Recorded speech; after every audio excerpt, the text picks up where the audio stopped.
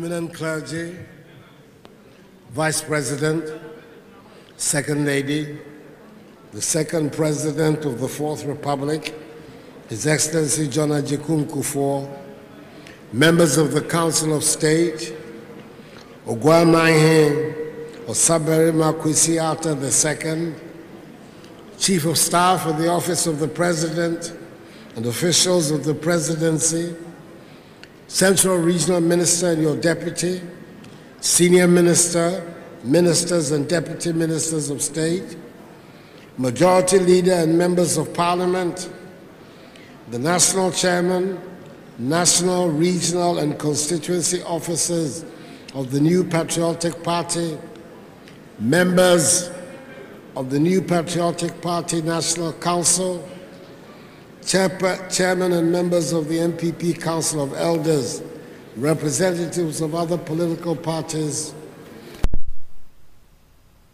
the diplomatic corps, members and followers of the New Patriotic Party, fellow Ghanaians, ladies and gentlemen.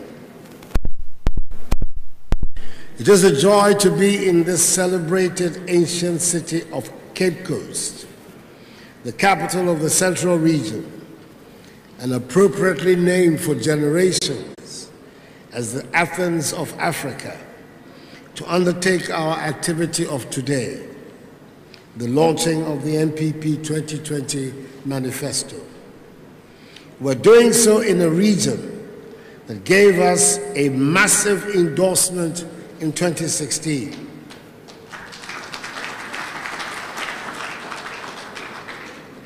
For which we continue to be grateful, and whose mandate we have done everything to fulfill. We are honored by the attendance of no less a personage than the traditional landlord, Osabere Makwesi-Atta II, Ogwamahe, who has chosen to grace the occasion with his presence. Osabere, thank you for being here. 4 years ago, on 9th October 2016, the New Patriotic Party NPP presented to the Ghanaian people a manifesto that spelled out a program of what we would do in office when entrusted with power at the elections. We called it change, an agenda for jobs, creating prosperity, securing the peace. We had spent a lot of time and consulted widely. We were guided by the core values of our party in prioritizing the solutions to the many problems that faced our country. I said at the launch that the manifesto represented for me a solemn social contract between the electorate and the elected.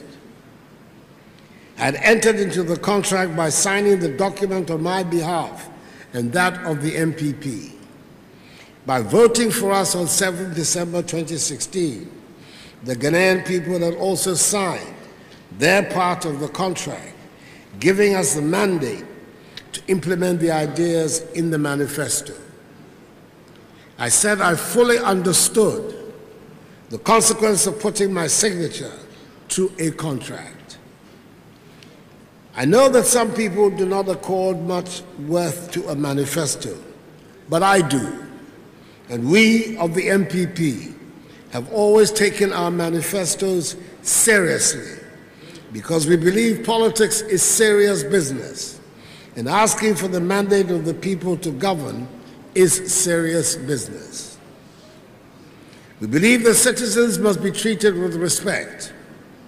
Once given the mandate to govern, we are bound by the promises that we make to the good people of Ghana, and we set about translating the promises into concrete programs. I said, when we were asking for the mandate to govern, that I want a Ghana where government is accountable to the electorate, not with artists' impressions of projects and green books, but with cold facts and figures.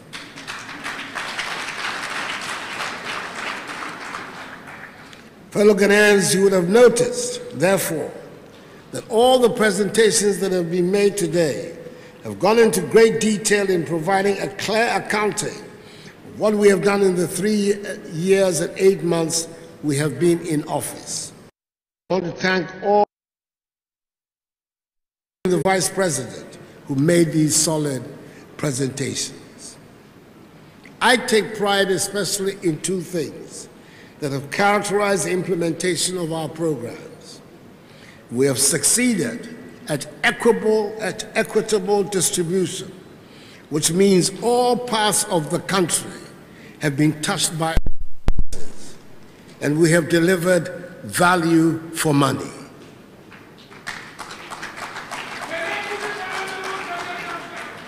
I take pride in the fact the free SHS and free TVET have been delivered, and our young people and their parents and guardians know that they will no longer be forced to stop school at JHS level because of financial difficulties. It was not easily done, and so we intend to protect it and prevent any so-called review, another word for cancellation.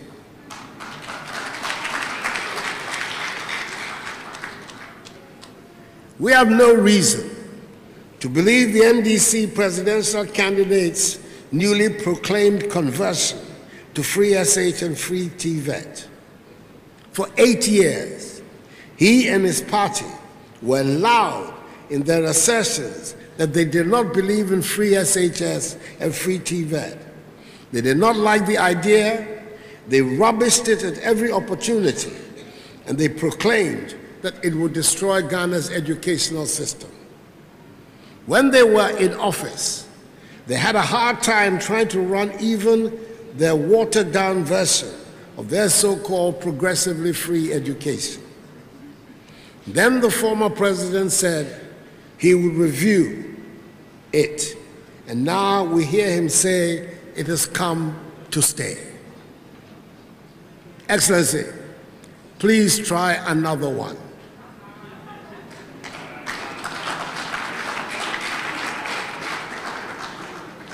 Your credibility on this one is 0.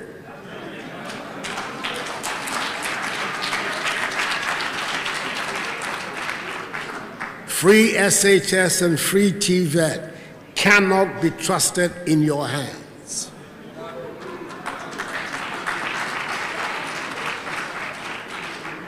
In much the same way, we would not risk putting agriculture under the NDC and its leader. They will once again leave the farmers on their own without the support that is helping to make farming the profitable and fulfilling business it should be. And why should anyone imagine that an NDC administration under the former president would treat businesses any differently from what they did the last time round? Fellow Ghanaians, in spite of the unexpected and dramatic entry into our lives by COVID and the subsequent worldwide devastation, we can demonstrate that we have set the economy on a strong foundation and businesses will flourish. The virus has slowed us down, but it has not diverted us from the path of growth we have put the country on. It is interesting to note that the NDC in opposition is not able to take the lead in doing some of the things that are most often done, first by parties in opposition. You might remember how long it took the NDC presidential candidate to find a running mate, and they have not yet got a manifesto.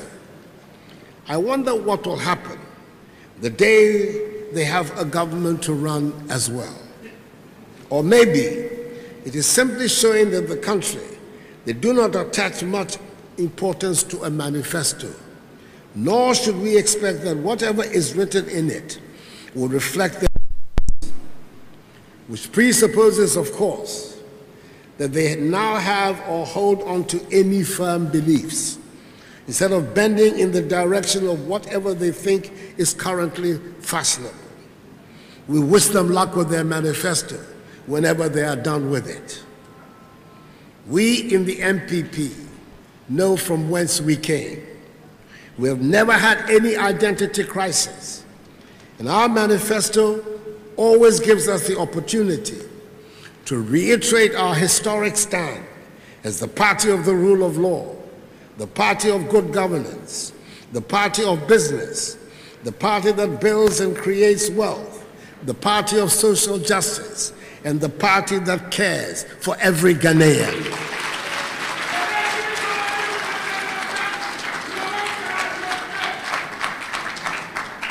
In other words, it helps to believe in something, to spend time and energy to think it through, and to get passionate and competent people to lead in the implementation of the program.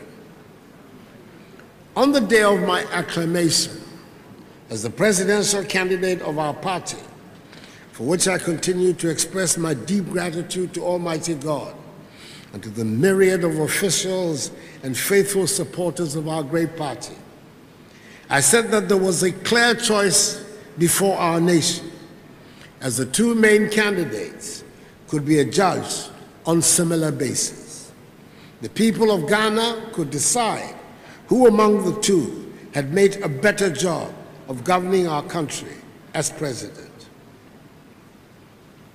I know that the NDC presidential candidate, His Excellency John Dramani Mahama, believes and says often that he has a short memory. And he must hold strongly to this belief.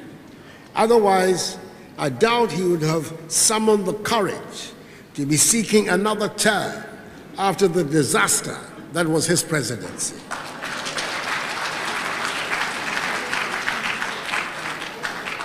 Ghanaians might have short memories, but not short enough for us to have forgotten the broken down freezers, irons, and other household equipment thanks to the 5 years of Dumso. Our memories are not short enough to forget that the economy under him was such a wreck that there was a ban placed on all recruitment into our public services. Our memories are not short enough to forget that teachers taught for 3 years and were only paid for 3 months. Our memories are certainly not short enough to forget that he brought our entire financial services system to near collapse. I've heard him make the extraordinary claim that Ghana's economy was in, quote, tatters, not because of the COVID-19 pandemic, but because of mismanagement. I doubt that he can recognize a well-managed economy, even if it slapped him in the face.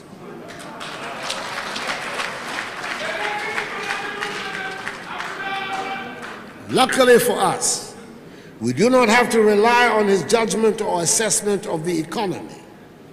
But it's important to tell him, just in case there are others like him around, that Ghana is today in a position to be able to provide one hot meal for JHS 3 students who are back in school in the midst of a pandemic, to pay for 6 months the water bills of all Ghanaians, to subsidize the electricity bills of all Ghanaians for 3 months. Indeed, we thank the Almighty that the pandemic did not strike under his presidency, when there was no money in the national kitty to pay teachers and nurses allowances. We are very much aware of the realities of the times. We know the havoc that COVID-19 has wreaked on our economies and livelihoods. I've asked our party members to keep these sensibilities in their minds in all they do as they are about campaigning for votes. Adherence to the COVID-19 protocols means we cannot resort to the traditional methods of campaigning, and I urge all of us to obey strictly these rules. We cannot have the traditional crowds and the rallies, and whenever there are gatherings, we have to try to observe the social distancing rules. It has been said by the NDC presidential candidate that NPP policies lack sense. If running an emerging oil economy into the arms of the IMF because of indiscipline in the management of the public finances is sense, I'm happy that the NPP has another concept of sense.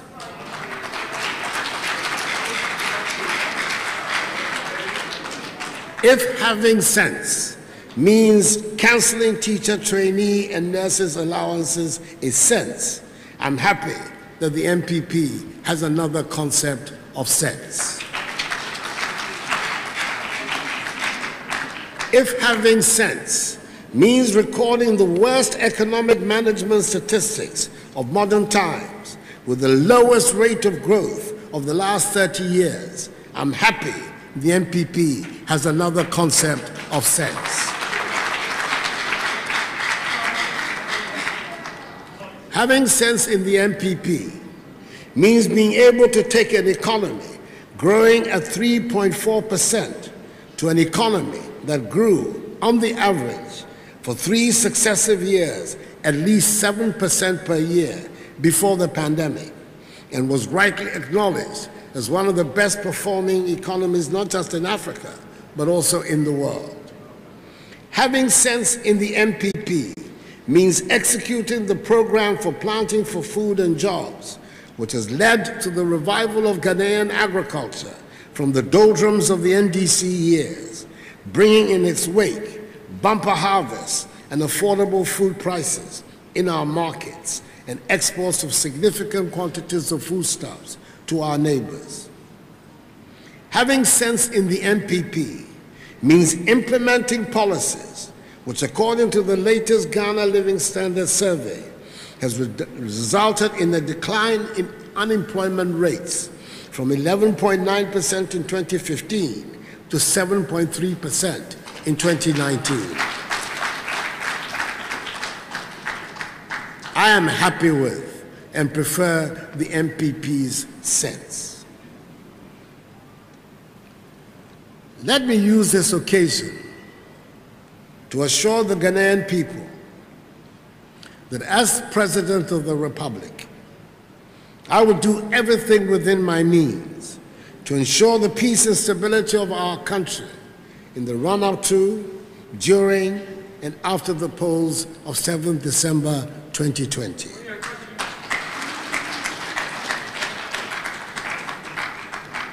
The struggle of our forebears in the Dankwa Domo Buzia political tradition to construct at great sacrifice a democratic, open, free system of government in Ghana will not be jeopardized by me.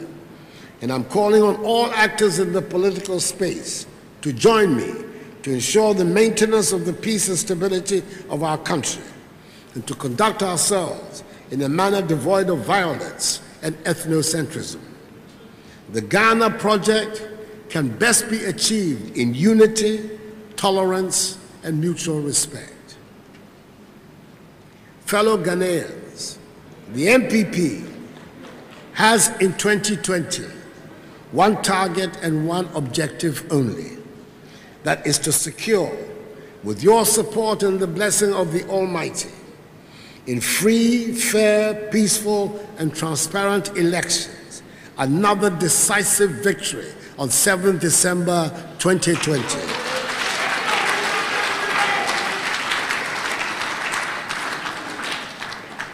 A victory that will give us a clear majority in Parliament and a first-round presidential victory, and enable us to do the year of advancing the peace, progress, and prosperity of our nation for you. We have an excellent message as set out in our manifesto: leadership, service, protecting our progress, transforming Ghana for all.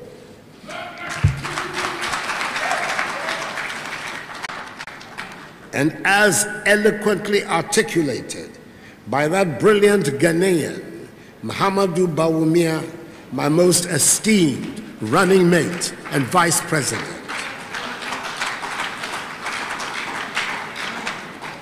which will protect our progress and continue down the path of social and economic transformation on which all Ghanaians are now embarked. Fellow Ghanaians, the battle remains the Lord's. It is 4 more years for Nana and the MPP to do more for you.